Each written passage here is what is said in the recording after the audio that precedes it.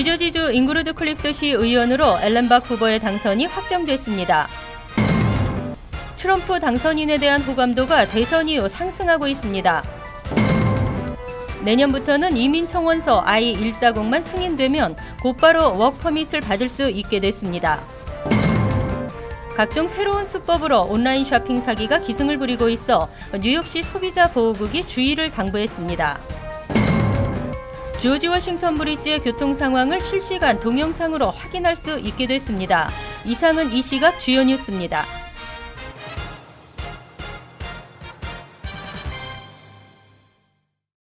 여러분 안녕하십니까? KBN 뉴스입니다. 뉴저지주 잉그루드 클립스 시의원으로 앨런 박 후보의 당선이 확정됐습니다. 투표 당일 득표수로 당선인을 가릴 수 없을 정도로 치열했던 잉그루드 클립스 지역은 한인 3명을 포함 시의원 4명 모두가 아시안으로 나타났습니다. 지난 8일 본선거에서 잉그루드 클립스 선거는 투표 당일 득표수로 당선인을 가릴 수 없을 만큼 치열했습니다. 16일 발표된 최종 개표 결과 앨런 박 후보는 1285표를 기록해 총 4명의 후보 중 2위로 당선됐습니다. 1301표를 얻은 윌리엄 우 후보가 1위를 차지했습니다.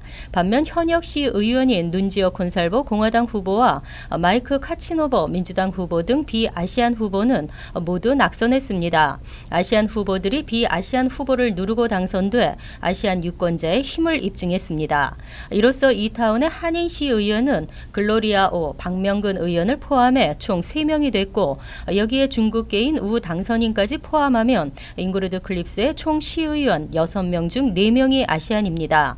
아시안 주민이 40%를 차지하는 잉그루드 클립스는 이번 선거에서 이들 아시안이 적극 투표에 참여하고 목소리를 내면서 지역 정치에 막대한 영향력을 끼쳤습니다. 북부 뉴저지에서는 잉그루드 클립스처럼 한인 밀집 타운이 적지 않습니다. 잉그루드 클립스의 선거 결과는 한인 유권자들이 투표에 더 적극 참여해 스윙 보트 역할을 하면 한인이 정치 중심으로 부상할 수 있는 것을 시사합니다. 한편 앨런 박 당선인은 한국어 구사가 가능한 한인 경관 채용을 약속했습니다. 대선 전과 후 변화되는 것이 많습니다. 트럼프 당선인에 대해서도 호감도가 상승하고 있습니다. 하지만 역대 대통령 호감도에 비해서는 여전히 떨어지는 수치입니다. 17일 여론조사 기관 갤럽에 따르면 대선 다음 날인 9일부터 13일까지 성인 1,019명을 대상으로 조사한 결과 트럼프 당선인에 대한 호감도는 42%로 나타났습니다. 이는 11월 첫째 주인 1에서 6일 조사 때의 호감도 34%에 비해 8%포인트나 상승한 것입니다. 그리고 이 기간 트럼프 당선인에 대한 비호감도는 62%에서 55%로 7%포인트 하락했습니다. 정당별 호감도도 공화당은 71%에서 82%로 11%포인트 상승했습니다. 무당층은 7%포인트, 민주당 5%포인트 순으로 증가했습니다. 하지만 이처럼 최근 트럼프의 호감도는 상승했지만 역대 대통령 당선인들과 비교했을 때는 훨씬 낮은 수치입니다. 2008년 대선 직후 버락 오바마 대통령은 호감도 68%를 기록했고 비호감도는 27%였습니다. 조지 W. 부시 대통령은 2000년 호감도 59%를 나타냈고 빌 클린턴 대통령은 1992년 58%의 호감도를 기록했습니다. 하지만 뉴욕시에서는 혐오 범죄가 급증하고 있어 우려를 낳고 있습니다. 하루에 한 건 정도로 혐오 범죄가 매일 터지고 있는데요. 뉴욕시는 이에 대해 무관용 원칙을 적용해 엄벌할 것을 알렸습니다. 17일 뉴욕시경에 따르면 올 들어 지난 13일까지 뉴욕시에서는 328건의 혐오 범죄가 발생한 것으로 집계됐습니다. 이는 지난해 동기 250건과 비교해 31% 늘어난 것으로 하루에 한 건꼴입니다.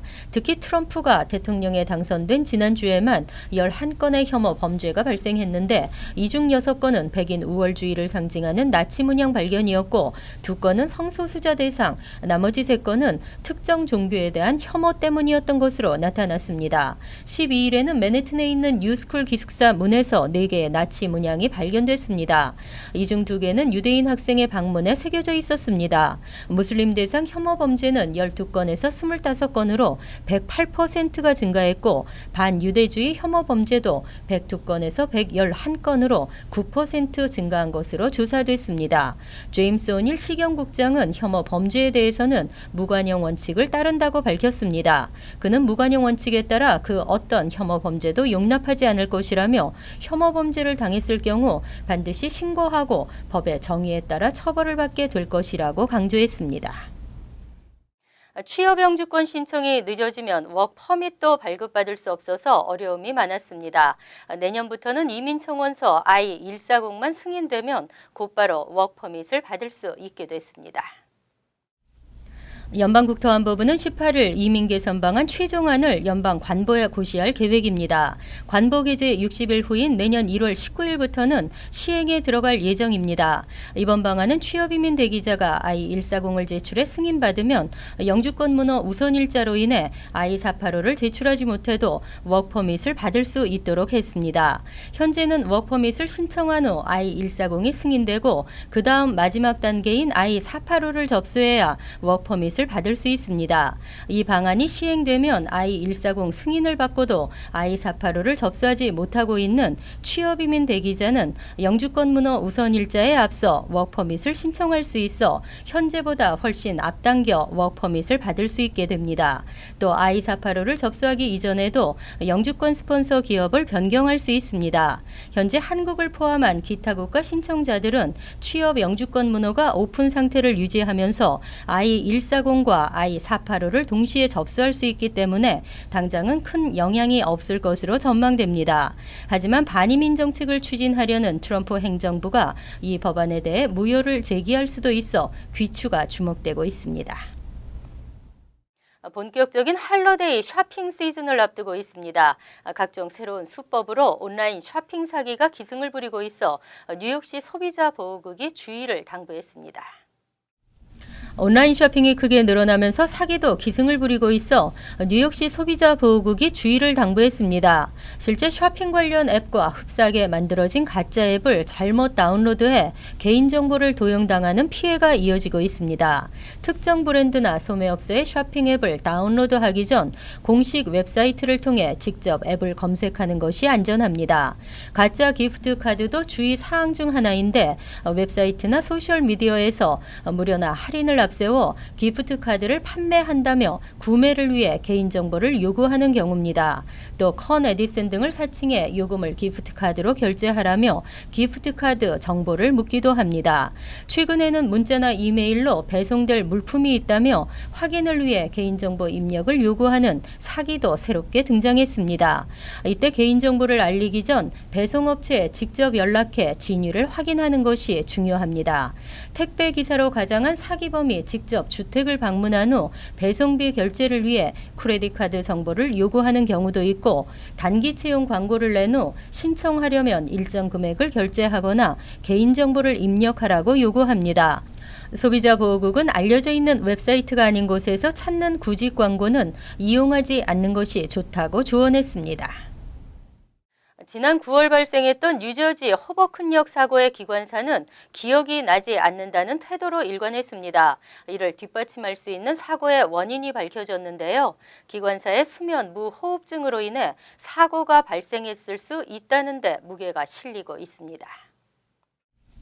호버큰역 열차 사고를 낸 토머스 갤러거 기관사의 변호인 잭 R. 세너트가 지난 10월 31일 연방교통안전위원회에 제출한 검사 결과에 따르면 갤러거는 최근 심각한 수면 무호흡증을 앓고 있었던 것으로 밝혀졌습니다. 갤러거가 수면 무호흡증으로 인해 밤잠을 설치면서 낮에 찾아오는 잦은 졸음으로 인해 사고를 일으켰을 가능성이 있다는 분석입니다.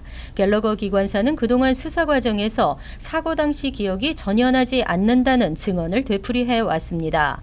알세너트 변호사는 갤러거 기관사가 수면 무호흡증 확진을 받은 것을 미뤄볼 때 사고 당시 기억이 나지 않는 것과 관련이 있을 것으로 보인다고 밝히고, 현재 갤러거는 사고 당시 허버큰역으로 진입하며 제한속도 10마일인 것을 확인한 이후 다른 기억은 전혀 없는 상태라고 전했습니다.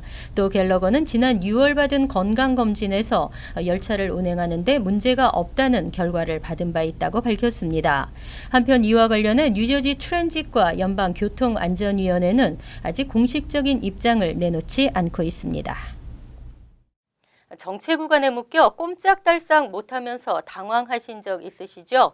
이제는 조지 워싱턴 브리지의 교통 상황을 실시간 동영상으로 확인할 수 있게 됐습니다. 뉴저지 포트리시 정부가 포트리 온 디맨드 유튜브 채널을 개설하고 스트리밍 서비스를 실시하고 있습니다. 조지 워싱턴 브리지를 이용하는 운전자들은 포트리 온 디맨드 유튜브 채널을 통해 실시간으로 조지 워싱턴 브리지의 어퍼 레벨과 로 레벨 톨게이트의 현재 교통 상황을 영상으로 확인할 수 있습니다. 또 AM 1630에서 제공하는 긴급 상황에 대한 음성 서비스도 제공받을 수 있습니다. 시정부는 내년부터는 포트리 각 교차로에 교통정보 카메라를 설치해 운전자들에게 실시간 교통 상황을 제공할 예정입니다. 이외 스마트폰 어플리케이션을 통한 스트리밍 서비스도 제공한다는 계획입니다. 세계보건기구가 오늘 지카 바이러스에 대한 국제보건 비상사태를 해제한다고 밝혔습니다. 비상사태는 해제됐지만 여전히 지카 바이러스와의 전쟁은 끝나지 않았습니다. 지카 바이러스에 대한 비상사태가 지난 2월 1일 선포된 이후 9개월 만에 해제됐습니다. 세계보건기구 데이비드 헤이만 지카 비상위원회 위원장은 오늘 이같이 밝히고, 하지만 지카 바이러스는 여전히 중요하면서 오래 지속될 질병이라며 지카 바이러스와의 장기전 필요성을 역설했습니다. 지카 바이러스는 지금까지 약 30개국에 걸쳐 발생했고, 특히 브라질에서는 2,100건 이상의 감염 사례가 보고되면서 전 세계를 떨게 했습니다. 신생아의 소두증 등을 유발하는 것으로 알려진 지카 바이러스는 이집트 순모기가 주요 매개체이며 댕기열 등 전염병을 옮기는 아시아산 흰줄 순모기도 전파가 가능합니다. 수혈로 감염된 사례는 아직 없지만 가능성을 배제할 수 없으며 성접촉을 통해 바이러스가 전염된 사례도 발생한 바 있습니다.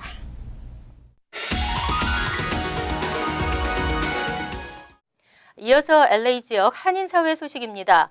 LA의 관광 명물로 꼽히는 헐리우드 투어 버스가 안전을 무시한 영업행위로 논란이 되고 있음에도 여전히 부실하게 운영되고 있는 것으로 드러났습니다. 주류 언론에 따르면 최근 20여 개의 헐리우드 미니버스 투어의 안전성을 검증한 결과 대부분의 업체들이 운전 중 정지신호 무시, 속도 위반, 운전 중 휴대폰 사용, 정원 초과, 안전벨트 제거 등 수많은 안전 기준을 위반한 것으로 나타났습니다.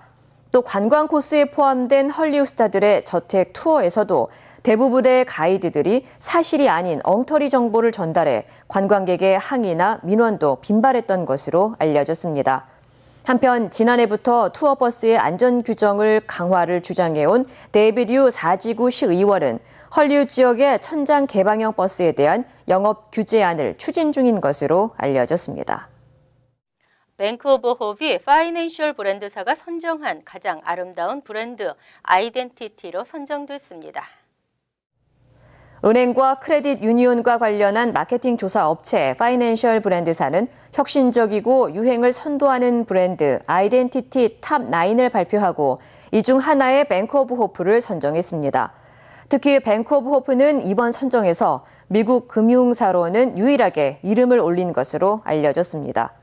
뱅크 오브 홉 케빈 김 행장은 이번 선정을 계기로 앞으로 브랜드 아이덴티티를 혁신적으로 발전시켜 나가는 한편 한인 커뮤니티뿐만 아니라 주류 사회에 큰 영향을 끼칠 수 있는 은행이 될 수 있도록 더욱 노력할 것이라고 밝혔습니다. 월드리포트입니다. 오늘은 눈길을 끈 해외 소식을 모아봤는데요. 유엔이 임명한 원더우먼에 반대하는 직원들과 버뮤다에서 잡힌 초대형 바닷가재 함께 보시죠. 악당이 나타나면 빙글빙글 돌아 펑 하고 변신하는 원더우먼. 1941년 선보인 만화 속 원더우먼은 빼어난 미모를 지닌 최초의 여성 영웅입니다. 유엔은 이런 점에 주목해 원더우먼을 여권 신장 명예대사로 임명했습니다. This is a new and creative way for us to reach a different audience with critical messages about women's empowerment and parity. 하지만 일부 유엔 직원들은 임명식에 등을 돌리고 피켓 시위를 벌이며 반발했습니다. 섹시함을 강조한 허구의 만화 캐릭터가 여권 신장의 상징일 수 없다는 겁니다. Fictitious comic book character wearing basically what looks like a Playboy bunny outfit is really the right message we need to send to girls or even boys for that matter. 반면에 유엔은 친숙한 만화 캐릭터가 캠페인의 효과를 극대화할 것이라는 입장이어서 논란은 계속될 전망입니다. 허리케인 니콜이 휩쓸고 간 버뮤다 앞바다. 밤낚시에 나선 로시어 씨가 월척인 줄 알고 낚아올린 괴물입니다. 밝은 곳에서 확인해보니 초대형 바닷가재입니다. 어른 몸통만한 크기에 집게다리가 사람 팔보다 길고 무게만 6kg이 넘습니다. 로시어 씨는 허리케인이 바다 괴물을 해안가로 몰고 온 것 같다며 인증샷을 찍은 뒤 곧바로 괴물 가재를 풀어줬습니다. 간추린 소식입니다. 주민등록법 개정안이 17일 한국국회 본회의를 통과했습니다. 이에 따라 내년 11월부터 유학이나 해외 지사 발령 등으로 미국에 체류해도 한국 내 주소를 둘 수 있게 돼 주민등록법을 위반하거나 거주 불명자가 되는 행정착오가 사라질 전망입니다. 이 같은 개정안은 90일 이상 해외에 체류하는 경우 부모 등 국내에 주소를 둘 세대가 있으면 그 주소를 주민등록법상 주소로 신고할 수 있도록 했습니다.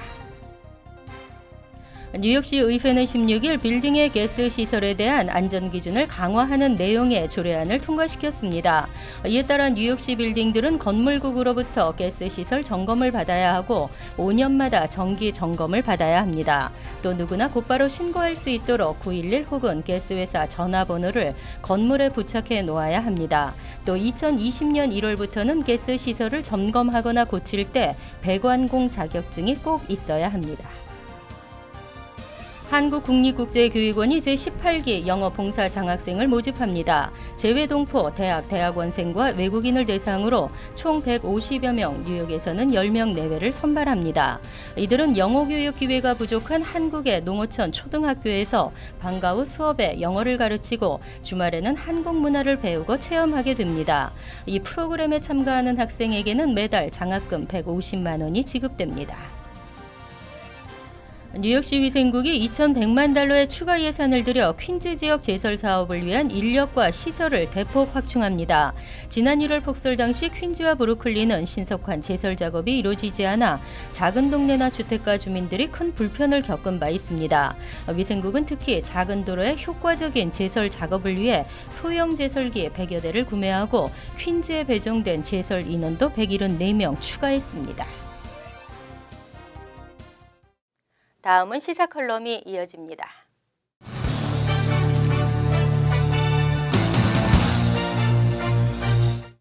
여러분 안녕하십니까? 뉴욕시에는 약 25만 개의 업소들이 운영되고 있습니다. 그 가운데 한인들이 운영하는 업소들도 약 10%를 차지하고 있는데요. 이들 업소 대부분은 남미계 종업원들입니다. 합법적인 종업원들도 있지만은 그렇지 못한 서류 미비자 종업원들도 있습니다. 불법적인 고용이라고 하지만은 이들을 고용하지 않고는 일할 수 있는 종업원들도 부족한 현상이고 가게 운영에 어려움이 있다는 게 업주들의 한결같은 입장입니다. 만약 이들이 없다면은 가게를 운영할 수 없을 정도라고 하니 이들이 차지하는 노동 창출이 얼마나 중요한 역할을 하고 있는지를 단적으로 말해주고 있는 것입니다. 그런데 트럼프 당선자는 이들을 추방시키겠다는 입장을 밝히고 있어서 이에 반발하는 드블라지오 뉴욕시장과 갈등을 빚고 있습니다. 전쟁도 불사하겠다는 자세입니다. 다른 주요 도시들도 반기를 들고 나설 태세여서 서류 미비자 추방 문제로 연방정부와 지방정부 간에 마찰이 빚어질 것으로 보입니다.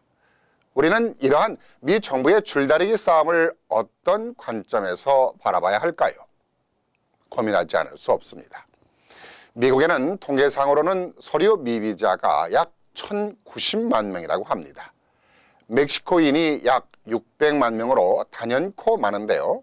한인들도 약 17만 명에 이르고 있으니 이는 남의 일이 아닙니다. 트럼프는 이들이 미국의 복지 재정을 축내고 일자리까지 빼앗아 간다는 생각으로 추방을 해야 한다고 하는데 과연 이들이 축만 내고 있는 것일까요?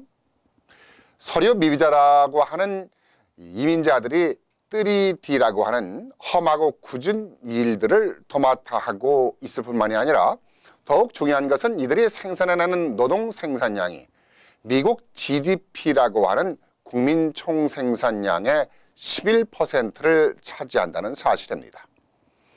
서류 미비자들이 미국 경제에 큰 도움이 되고 있다는 의미로 풀이될 수 있습니다. 반대로 서류 미비자들을 모두 추방해 버린다면 미국은 앞으로 10년간에 걸쳐서 5조 달러에서 10조 달러가 넘는 손실을 가져오게 된다는 통계가 나오고 있기도 합니다. 이는 미국 경제 전반의 소비 심리를 약화시키게 될 뿐더러 소상인들에게는 직접적인 악영향을 줄 수도 있습니다. 소상인들의 몰락은 미국 경제의 마비요. 이는 곧 경제 위기를 초래한다는 논리이기도 합니다. 이러한 경제 위기만이 아니라 추방 정책이 시작된다면 추방 예산만 하더라도 4천억 달러가 넘는 돈이 소요될 것으로 보이기 때문에 재정 적자에 시달리고 있는 미국 정부로서는 더 큰 재정 부담까지 안게 될 것으로 보입니다.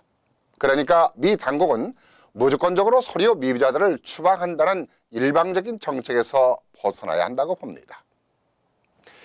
미국의 경제적 흐름을 잘 파악해서 서류 미비자 노동 인력을 활성화시키면서 이들을 구제하는 정책을 펴는 방향이 바람직한 정책이라고 봅니다. 그러기 위해서는 미국도 정치권이 변해야 하는데 이는 당리당략의 정파적 이해관계를 떠나야 하는 것이 아닌가 생각합니다.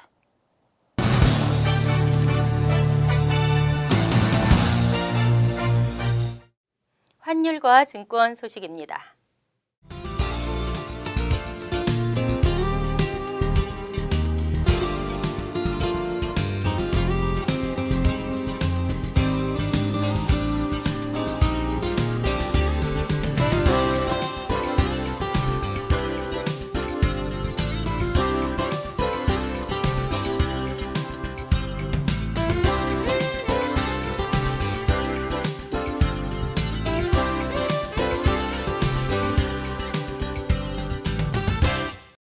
이어서 날씨입니다. 토요일은 포근한 날씨가 이어지겠지만 오후부터는 차차 흐려지겠습니다. 낮 최고 기온은 64도, 섭씨 18도, 밤 최저 기온은 42도, 섭씨 6도로 예상됩니다. 일요일은 구름이 많겠으며 다소 쌀쌀하겠습니다. 월요일은 대체로 맑은 가운데 간간히 흐리겠습니다. 이상으로 KBN 뉴스를 마칩니다. KBN과 함께 행복한 주말 되시기 바랍니다.